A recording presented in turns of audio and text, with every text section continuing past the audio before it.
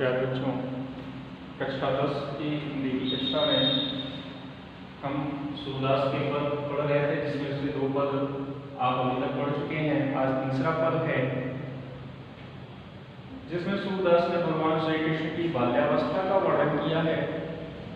और श्री कृष्ण की बाल्यावस्था का वर्णन करते हुए वह सूरदास जी कहते हैं कि किलकत कान गुरुवन आओ। कृष्ण थोड़ा सा बड़े हो गए हैं और घुटनों के बल, हाथों घुटनों के बल पर चलने लगे हैं, नंद बाबा के आंगन में दौड़ रहे हैं।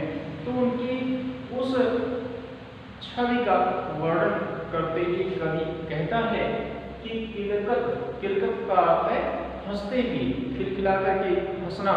बच्चों का जो होता है उसको कहते हैं किलकना, है ना। बच्चे जब खिलखिलाकर हंसते हैं तो किलकत माने खिलखिलाकर हंसते हुए कान कृष्ण घुटुरुवन आवत। घुटुरुवन माने घुटनों के बल या घुटनों के द्वारा चलते हुए है, आवत माने आ रहे हैं। वह कृष्ण जो है वह खिलखिलाकर हंसते हुए घुटनों के बल चलते हुए नंद बाबा के आंगन में चल रहे हैं। वह एक छोर से दूसरे छोर की तरफ आ रहे हैं। तो कवि वर्णन करते हैं, कहते हैं कि मणिमय कनक नंद के आंगन। मणिमय माने मणि से युक्त, मणिमय मणि का अर्थ है मणि और मय माने युक्त, मणि युक्त यानी मणि से जड़े हुए, कनक माने स्वर्ण निर्मित, सोने से बने हुए नंद के आंगन, नंद बाबा के आंगन में जो है बिंब पकड़े भावत। बिंब को, बिंब माने परछाई को, अपनी परछाई को या अपनी छाया को जो है पकड़े हुए माने पकड़ने के लिए भावत माने दौड़ रहे हैं, इधर उधर दौड़ रहे हैं, है ना। जैसे जब व्यक्ति जो है वह चलता है, उसकी छाया परछाई जो है वह पड़ती है जमीन पर जो है, तो ऐसे ही कृष्ण जो है वह घुटनों के बल उस आंगन में दौड़ रहे हैं, आंगन में खेल रहे हैं। और उस मणि जटित स्वर्ण के निर्मित जो है नंद बाबा के उस आंगन में जब उनकी छाया, उनके शरीर की परछाई जो है वह उस आंगन में दिखाई पड़ती है, तो अपनी छाया को पकड़ने के लिए जो है वह इधर उधर दौड़ लगाते हैं। फिर कहते हैं कि कबहु निरखि हरि आप छाम हो।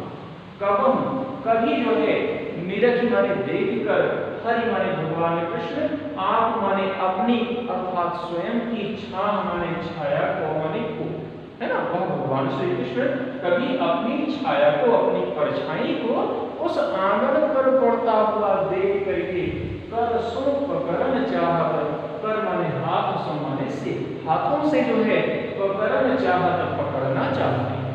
उस परछाई को जो है वह अपने हाथों से पकड़ना चाहते हैं, लेकिन जब परछाई जो है वह पकड़ में नहीं आती है तो क्या होता है, तिलक की हंसत, वह खिलखिलाकर हंस पड़ते हैं। और इस क्रिया से जो है राजत द्वय दतिया, उनके 2 दांत, द्वय माने 2, दतिया माने दांत, उनके 2 दांत जो हैं वह राजत अर्थात झलकने लगते हैं, दिखाई पड़ने लगते हैं। और पुनि पुनि बार बार ही अवगाहत, उन्हें वह दिखा रहे हैं, हंस हंस करके जो है खिलखिलाकर बार बार हंस करके जो है वह बार बार अपने उन दांतों को दिखा रहे हैं या बाहर निकल। कनक भूमि पर कर पग छाया, यह उपमा इकराज।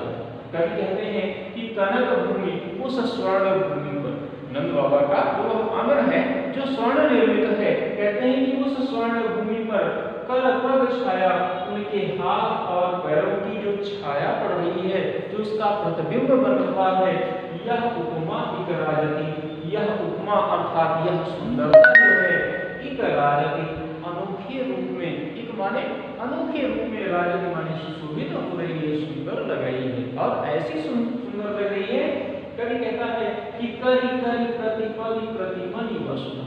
ऐसा लगता है कि करी करी प्रत्येक हाथ पर, प्रतिपद प्रत्येक पैरों पर जो है, प्रतिमणि प्रत्येक मणियों में जो है, वसुधा पृथ्वी, कमल बैठती, कमल के आसन को, बैठती माने आसन, कमल के आसन को साजत माने सजाए हुए रखी है।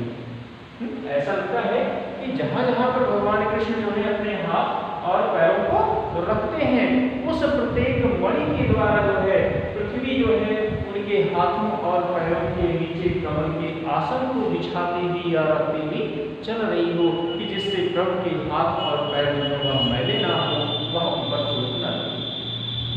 फिर बाल दशा सुख निरत यशोदा, अपने बालक की इस दशा को देख करके सुख आनंद से भर करके जो है यशोदा माता जो है वह पूरी पूरी नंद बुलावत, बार बार नंद बाबा को आवाज दे करके बुलाती हैं। उन्हें बुलाकर वह कृष्ण का यह क्रियाकलाप दिखाना चाहती हैं और फिर अचला कर में ढाती और फिर उन्हें उठाकर अपने आंचल से ढक लेती हैं और यशोदा जी वर्णन करते हैं कि वह भगवान कृष्ण को जो है दूध पिलाने लगती है। अचरा करले ढाती सुन के प्रभु को दूध पियावले, सूरदास जी वर्णन करते हुए कह रहे हैं कि वह माता यशोदा उन भगवान कृष्ण को अपने गोद में ले लेती हैं और अपने आंचल से ढक करके उन्हें दूध पिलाने